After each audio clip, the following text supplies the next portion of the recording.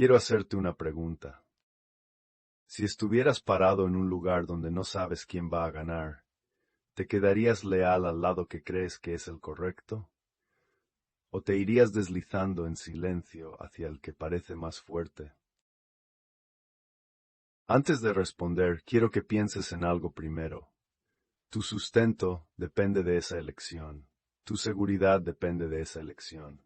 Las personas que enfrentas cada mañana dependen de esa elección. Ahora, ¿tu respuesta sigue siendo la misma? Melanto es un personaje muy pequeño en la Odisea, tan pequeño que la mayoría termina toda la epopeya y no recuerda su nombre. Pero lo que ella hizo y por qué lo hizo es una historia que todos hoy reconocen.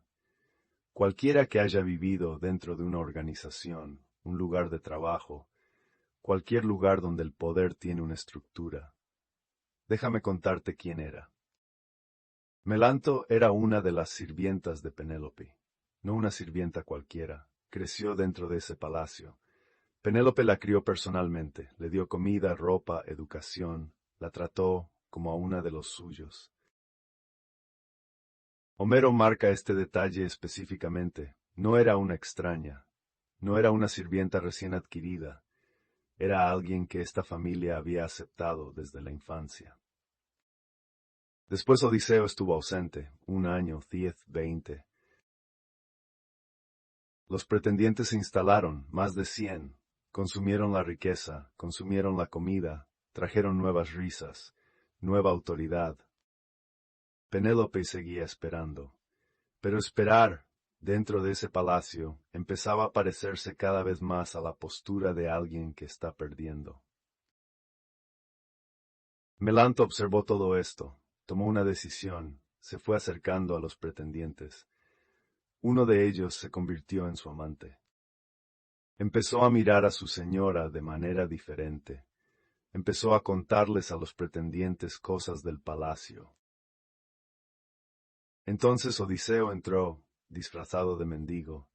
Melanto fue la primera en humillarlo en su cara. Dijo, «Vagabundo, ¿estás borracho o tu cabeza simplemente no funciona? Sal de aquí, o te arrepentirás».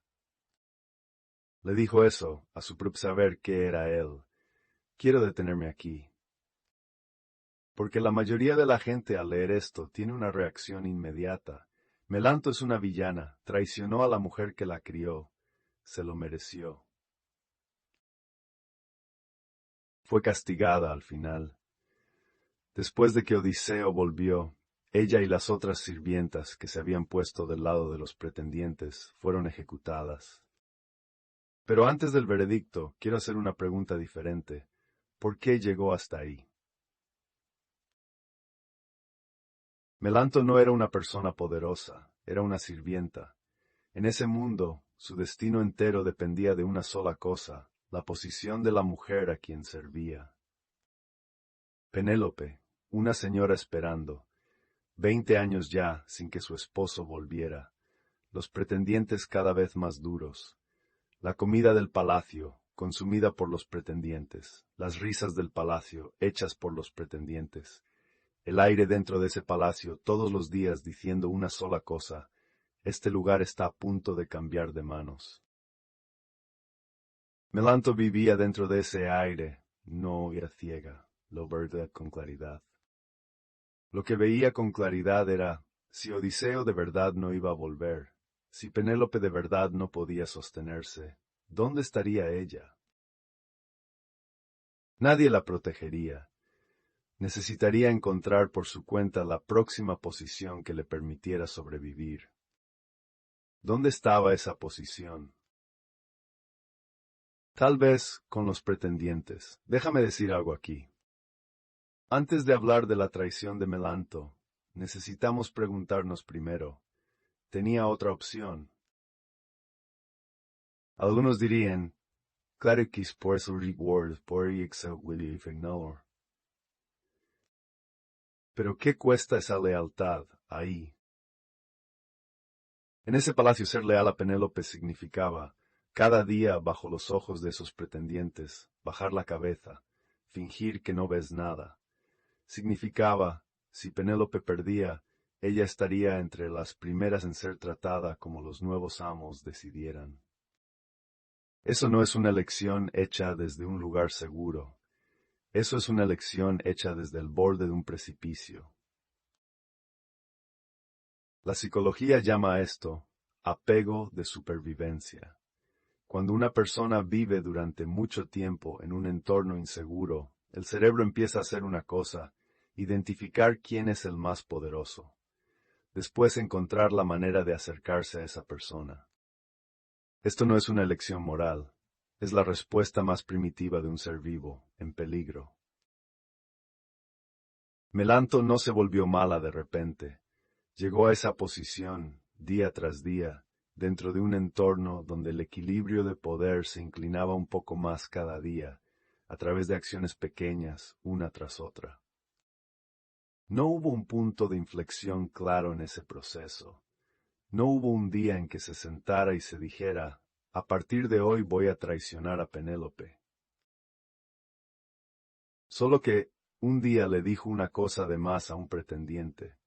Después dijo una más, después esa relación se formó. Después esa relación necesitaba que ella siguiera alimentándola.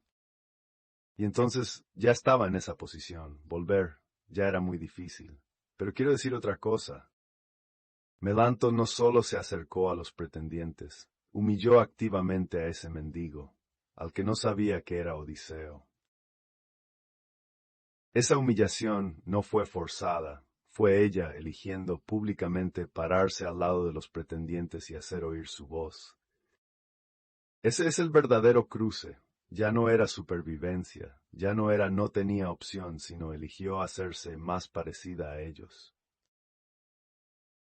Porque acercarse al poder a veces no es suficiente. También necesitas que ese poder te vea del mismo lado que él. Necesitas declararte, Stars acciones, soy tuya. Esa declaración es una línea muy difícil de descruzar, porque una vez que la cruzas, no solo te has acercado más a ese poder, te has convertido en parte de él. En ese punto, incluso cuando Odiseo vuelve, incluso cuando todo se invierte, estás parada ahí, sin poder decir, soy inocente. Melanto estaba parada ahí. No podía decirlo. Esta historia ocurre todos los... Una organización, un poder, empieza a inclinarse. Tal vez cambia el liderazgo. Tal vez una persona dominante empieza a controlar el espacio.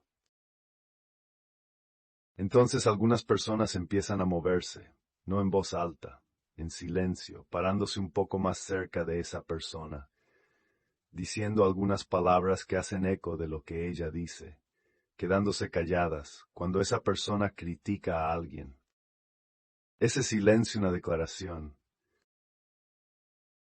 Y entonces poco a poco han llegado a esa posición. Después un día la situación cambia, la persona hacia la que se movieron cae, o la posición que tenían originalmente vuelve a importar, y se quedan ahí paradas y dicen, no tenía opción, fui forzada, en mi corazón siempre estuve de tu lado. Tal vez eso es verdad, tal vez en algún lugar dentro de ellas siempre supieron que estaba mal, pero sus acciones dijeron otra cosa. Saber que está mal y elegir el silencio no es inocencia. Ese silencio es una lección. El final que Homero le dio a Melanto es la muerte. Después de que Odiseo volvió, ella y las sirvientas que se pusieron del lado de los pretendientes fueron ejecutadas. En la época de Homero ese final se llamaba justicia. Pero 3000 años después, al leer ese pasaje, lo que siento no es solo justicia. Lo que siento es todo el camino que la llevó hasta ahí. Qué día, qué elección, qué línea cruzó. Ninguna de esas elecciones parecía grande. Cada una venía con una razón, solo esta vez. No tenía opción. Cuando las cosas se calmen, vuelvo. Pero ese cuando las cosas se calmen, vuelvo, nunca volvió. Porque cada elección hacía que volver fuera un poco más difícil, hasta que un día, había cruzado a la otra orilla, sin vuelta atrás. Esta es la verdadera tragedia de Melanto. No que naciera mala, sino que una serie de lecciones, cada una pareciendo pequeña, la llevó paso a paso a un lugar del que ya no podía regresar. Homero no lo dice, pero quiero dejar una frase aquí. A veces una persona no se vuelve mala de la noche a la mañana, solo empieza a creer lentamente que no tiene otra opción. Y entonces con el tiempo, ese no hay otra opción se vuelve verdad. Quiero preguntarte, ¿hay algo en tu vida ahora mismo, algo que estás haciendo donde te dices no tengo opción, pero si te preguntaras honestamente, ¿de verdad no tienes otra opción? O no tengo opción, es solo la manera que hace que esa elección sea más fácil de aceptar. Porque el mundo de verdad no es como tú crees. Wu Talks World. Hasta la próxima.